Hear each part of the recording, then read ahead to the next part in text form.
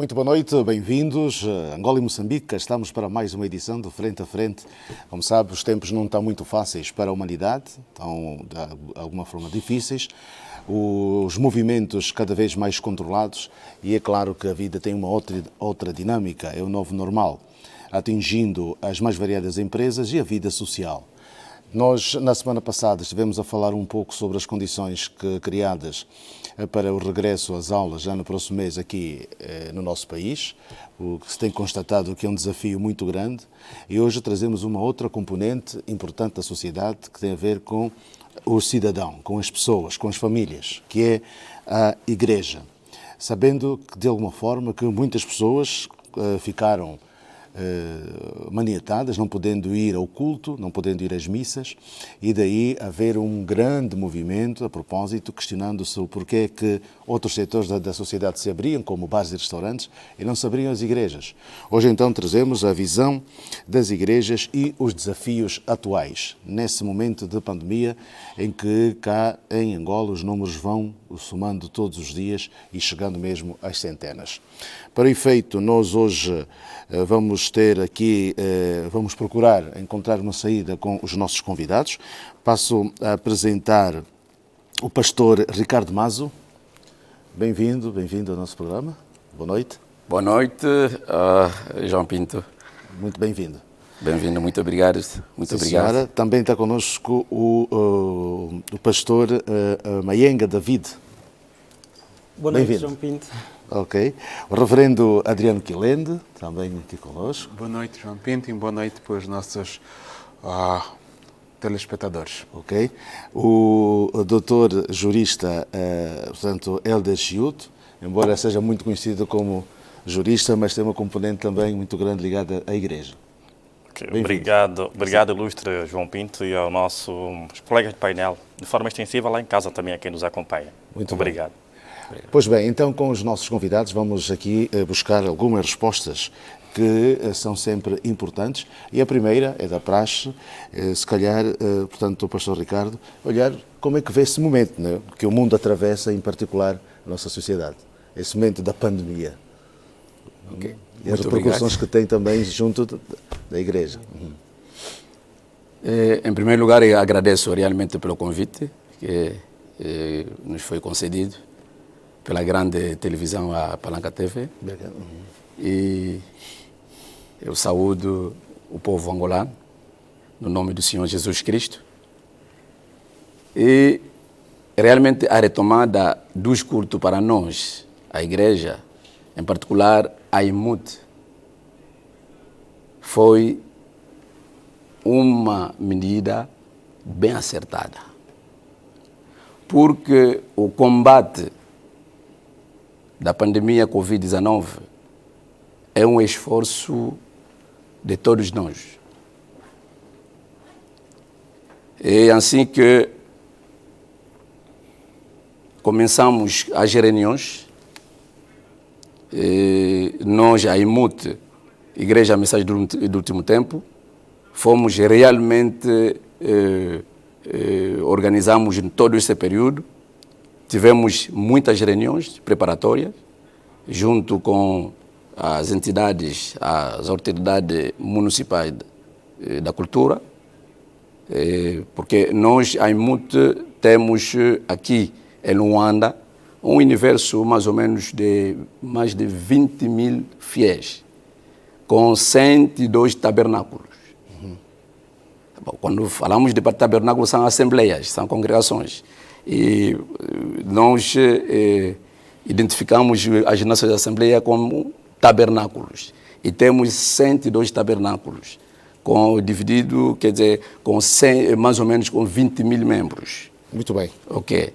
Então, preparamos realmente as nossas condições, com as reuniões preparatórias, tivemos com os representantes municipais, porque eu sou o representante provincial da IMUT, e temos em cada município um representante.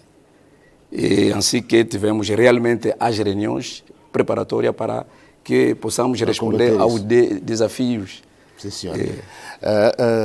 Dr. Chiuto, este momento, sobretudo em que há vários receios, o retorno ao contacto, sabendo que no nosso continente o contacto é sempre privilegiado. Faz favor. Ok, obrigado pelo retorno do poder da palavra. Bem, eu penso que a questão relativa às medidas de que o Estado está a levar a cabo para garantir o maior nível possível da não propagação da Covid-19 no seio da sociedade, nas famílias e não só, é uma atitude salutar. Mas eu penso que aqui, no que concerne a uma análise sintática de que se pode fazer quanto à elaboração do decreto presidencial, que deu lugar à suspensão do exercício da atividade religiosa, sobretudo, eu penso que pecou por excesso de zelo. Pecou nos seguintes termos. Como sabe, os outros organismos, instituições, estavam funcional parcialmente, estavam funcional. Aqui atenta ao princípio da proporcionalidade e o princípio relativo à igualdade de tratamento, igualdade de direito e igualdade de oportunidade, o decreto falhou. E falhou tanto que fazia-se presumir que somente com a abertura do exercício efetivo da atividade religiosa é que o Covid-19 aparentemente teria se propagado da melhor forma possível. E penso que devemos sim, e é preciso aqui sublinhar que nós estamos com o Estado angolano no que concerne ao combate cerrado à questão da não propagação da Covid. Mas então se pode abrir um restaurante, pode abrir os centros recreativos, pode haver exercício de venda ambulante, no mercado informal, sobretudo, que é de maior risco do ponto de vista de incidência da propagação da Covid.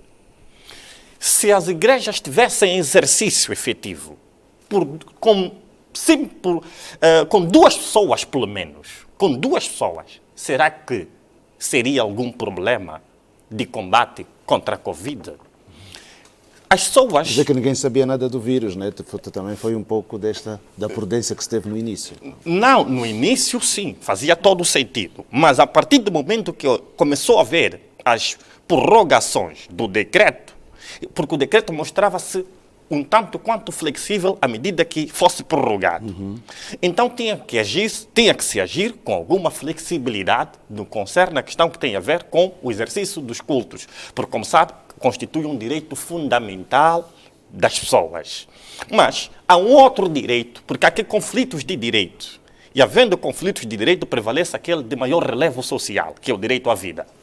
Vá lá, aqui estamos constados, mas não era sensato, onde o decreto previa que, na via pública, poderia-se conglomerar as pessoas até o limite mínimo de 10 pessoas.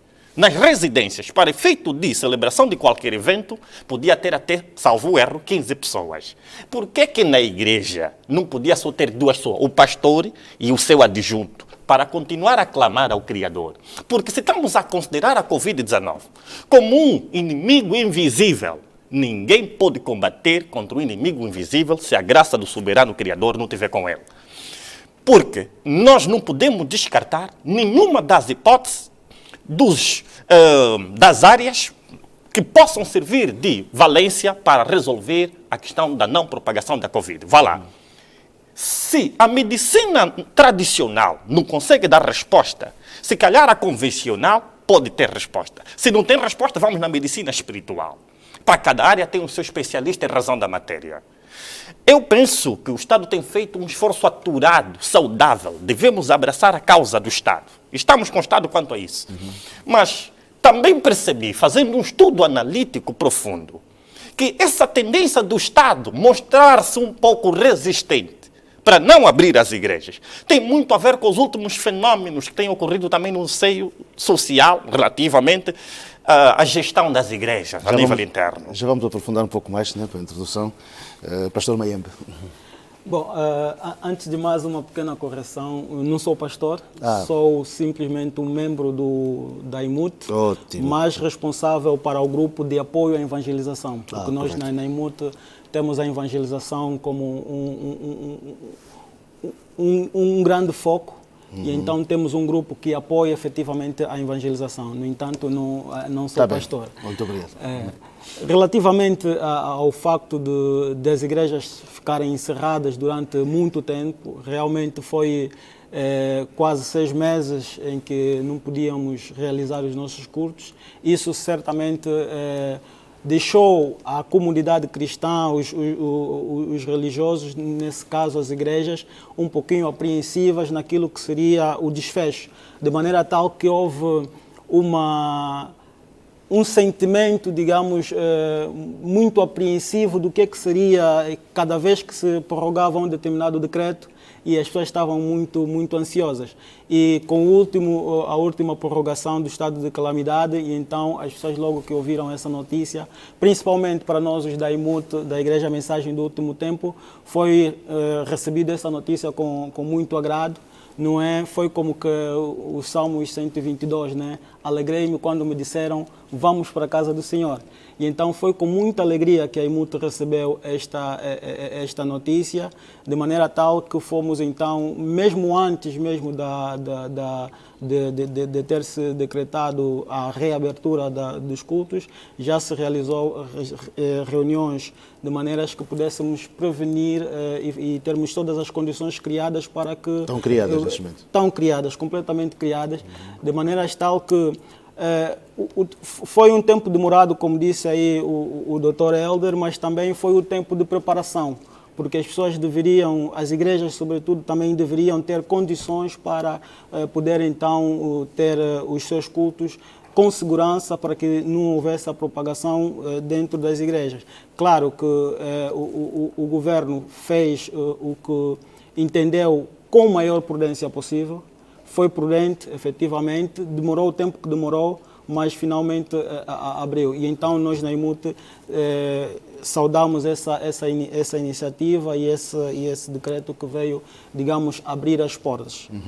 Reverendo Quilento, portanto, na Igreja Metodista, sendo uma que tem a sua tradição vincada no nosso país, portanto, ultrapassado esses pontos que já aqui foram avançados pelos membros, pelos nossos convidados, portanto, hoje esta questão torna-se por ser uma responsabilidade que entrega aos fiéis para cada um se cuidar, ou dentro, não é, essas questões de biossegurança têm que ser asseguradas exatamente pela Assembleia em si. João Pinto, mais uma vez, boa noite aos caros colegas de painel e boa noite expensivo aos nossos radio-ouvintes, ou melhor, telespectadores. Que a paz do Senhor esteja com todos nesta noite. Em primeiro lugar, eu acredito que estamos a viver momentos diferentes, com novos paradigmas que exigem de nós novas atitudes. Eu, antes de responder à tua pergunta, eu gostaria de prestarmos um pouco de atenção naquilo que é o historial que aconteceu nos últimos 6 meses com relação à pandemia que o mundo está vivendo. E todos nós sabemos que nós estamos conhecendo, estudando, lidando com o vírus dia após dia. Houve uma necessidade e a primeira coisa que se foi eliminar os aglomerados na primeira altura. E nós, como igreja, e eu aqui particularmente, acredito que o governo tomou a decisão mais acertada. Porque hoje, mais do que nunca, nós estamos melhor preparados para as medidas de biossegurança e as pessoas estão conhecendo cada vez mais aquilo que são as medidas que devem tomar. Quando se fala que o decreto pecou ou alguma coisa demorou tardiamente, eu acho que para nós, os cristãos, as coisas acontecem no tempo de Deus. Eu acho que esse período de 6 meses foi um período de preparação. Foi um período para nós refletirmos diretamente daquilo que é a nossa missão como igreja.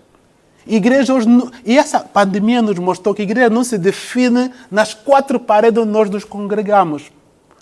A igreja está lá onde existem 2 ou 3 pessoas a adorarem a Deus. Hoje nós ficamos a discutir, não, é no sábado, é no domingo, não.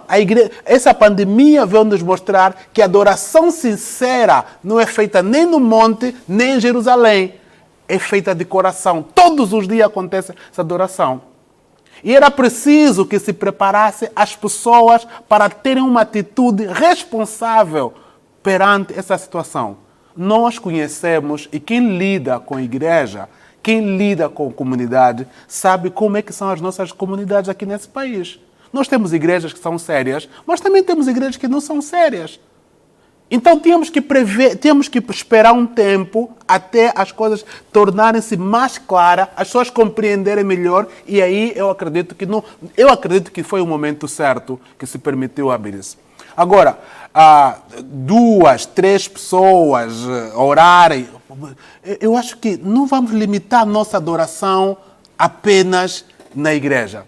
Na minha casa eu posso orar, na tua casa você pode orar, mas a comunhão é importante. É importante a comunhão. É por isso que nós nos sentimos, em mais de 45 anos, mesmo nos momentos mais difíceis desse país, nunca as pessoas ficaram tanto tempo sem a igreja. Mas as pessoas aprenderam. E aprenderam dessa melhor forma. Olhando para a sua questão agora, João Pinto, eu acredito que uma das lições, mesmo com essas prerrogativas que nós fomos tendo, foi a preparação das igrejas. Enquanto se apregoava que seria muito difícil controlar as igrejas, e eu, nas entrevistas que fui dando em alguns órgãos, dizia sempre, as igrejas são o melhor lugar onde as pessoas vão se manter mais obedientes. E esses 2 domingos que nós tivemos, conseguimos comprovar isso. As igrejas estão preparadas. Quando o primeiro decreto já vinha, a primeira coisa, boa parte das igrejas estavam já preparadas, e agora, mais do que nunca, todas as igrejas, e especialmente as instituições ecumênicas, falo aqui do SICA, que preparou ativistas voluntários que estão movimentados em todas as igrejas de Luanda. Estou a falar do SICA porque a minha igreja faz parte do SICA. E nós recebemos ativistas que vieram e supervisionaram. Recebemos a nível da própria denominação, aquilo que é a nível provincial, que é o distrito, enviou também pessoas para supervisionar. E ainda recebemos a delegação que veio do distrito, a nível do distrito ou do município. Quer dizer que passar por crivo de 3 instituições independentes, quer dizer que a igreja está à altura. E até agora, daquilo que eu tenho estado a receber, informações, quer do SICA, quer de outras instituições, boa parte das igrejas estão preparadas para avançar. Então, para nós, não é só uma questão individual, mas é também uma questão da própria instituição como tal. E as igrejas têm estado a mostrar isso. E o SICA deu orientações específicas. Claro, vai ter o distanciamento, os bancos têm que estar sinalizados. Numa primeira fase, não aconselhamos ao uso de coros. As crianças, os idosos têm que estar em casa. E essas medidas as igrejas adotaram, estão a seguir à risca. Então, para nós, é o momento certo. E aí, às vezes, é preciso, para nós os cristãos, às vezes é preciso passar pelo deserto para depois chegarmos na terra prometida. Então, foi um deserto de 6 meses que nos deu para crescer e agora estamos na terra prometida. Vamos continuar a louvar ao Senhor. Muito bem. Não sei se posso rapidamente rebater. Sim. Bem, muito obrigado. É preciso nós não fazermos aqui confusão no que concerne a definição dos conceitos e a forma interpretativa da coisa. Uma coisa é a visão teológica, outra coisa é a visão jurídica. E eu fiz uma análise do ponto de vista da visão jurídica. Se houve ou não correspondência no que concerne a forma de dar oportunidade de direito com igualdade, com isonomia, nos termos de que a lei própria estabelece. Por outra, se a Igreja teve ou não que vivenciar esta fase, essa é uma visão espiritual, é uma visão teológica que nós vamos respeitar. Há mal que vem por bem. É verdade que foi bom vivenciar isso. Mas não podemos querer escamotear a verdade. A verdade, por mais que doa, mas deve ser dita porque ela liberta. João capítulo 8, versículo 32. Portanto, é preciso dizer, e também aqui tem esta vantagem, porque o coronavírus veio desempregar muitos pastores famintos. Permitam-me, com todo o respeito, aqui é minha alvo. Porque muitos aficionados em bens materiais, e porque o único objetivo não era transmitir e agregar valores que se aproveitassem para a sociedade em geral, mas era surrupiar o pouco que o pobre, pacato crente já não tinha, em benefício próprio, e nunca para estabelecer aquilo que é a própria paz espiritual do crente, porque é isso que ele procura. Qual é o fim social, qual é o objetivo social e qual é a função social da igreja? Eu penso que é aqui onde veio frustrar a tendência dos dízimo, mais dízimo, propósito, mais propósito, oferta, mais oferta. Aqui é o lado positivo do decreto. Por isso é que eu estava a dizer, não havia acabado a minha rácio, de que o Estado começou a fazer resistência por causa dos últimos acontecimentos. O que estamos a apreciar no nosso seio social é abominável aos olhos do Criador. Estamos a mutilar, a matar e a crucificar Jesus pela segunda vez. Agora, nós também não podemos deixar de ser honestos em reconhecer que não houve proporcionalidade no que concerne às oportunidades que se devia dar e igualdade de tratamento. Doutor Helder, nós estávamos a viver uma situação. Olha só o que aconteceu na Alemanha. Logo na Alemanha que se abriu a primeira semana que se abriu, logo foi no princípio de junho, quase julho, houve infecção em várias igrejas.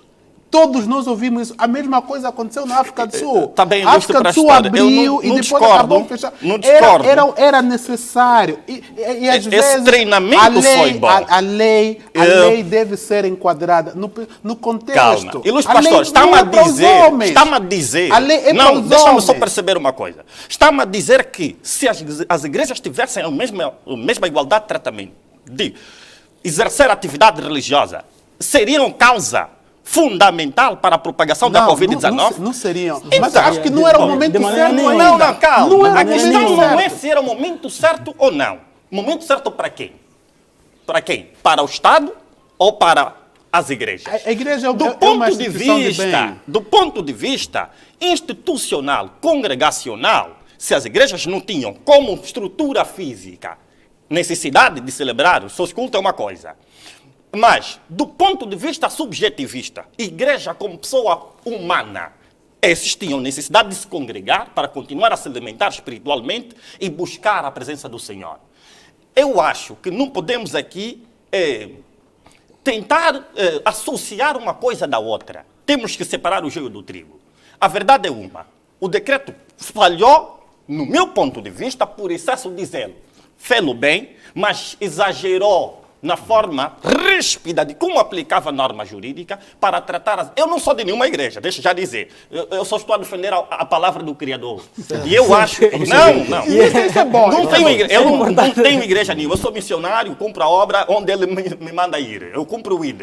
Agora, eu não estou a buscar brasa à minha sardinha, porque não tenho nenhuma congregação religiosa. Então, estamos a ver aqui. Sim, mas é importante nós sabermos que existem realmente congregações, igrejas que de alguma forma estavam bem estruturadas e bem organizadas para que em menos tempo pudessem fazer os seus cultos e com segurança. Isso nós devemos aceitar, tal como nós podíamos dizer aqui, exemplo, no caso concreto da IMUT, tão logo... Nós não vamos apenas olhar para a IMUT. É isso que eu estou a dizer. Deixa-me terminar, por favor. Reverendo, por favor, reverendo, deixa-me só terminar. A IMUT existe em quantas províncias de Angola? Em todas as províncias. Em todas as aldeias. Nós precisamos analisar a responsabilidade do Estado com relação a isso. Reverendo, por um lado... É só isso. Reverendo, por um lado... Foi um tempo suficiente. Eu concordo com o reverendo em parte, porque por um lado, efetivamente, existia um momento em que deviam as igrejas se preparar,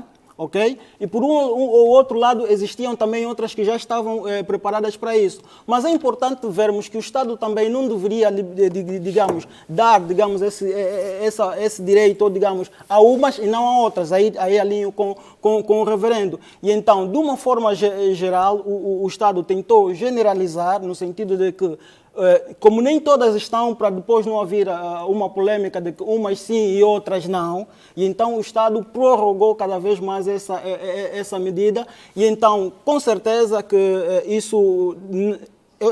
digamos, em termos do tempo de confinamento, e como o reverendo estava a explicar, nós podemos dizer que a Covid-19 não teve só impactos negativos, também teve impactos positivos.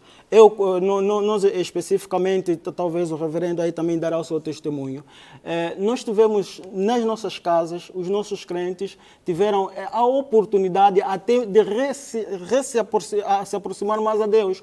Por quê? Porque primeiramente, quando colocou-se o estado de emergência, em que era quase que um recolher obrigatório, em que as pessoas tinham um horário para estar até em casa, as pessoas saíram daquela rotina, daquele estresse, daquele momento em que muitas das vezes as famílias nem sequer tinham tempo para estar em casa, os pais chegavam muito mais tarde e tudo mais. E então, o que nós vimos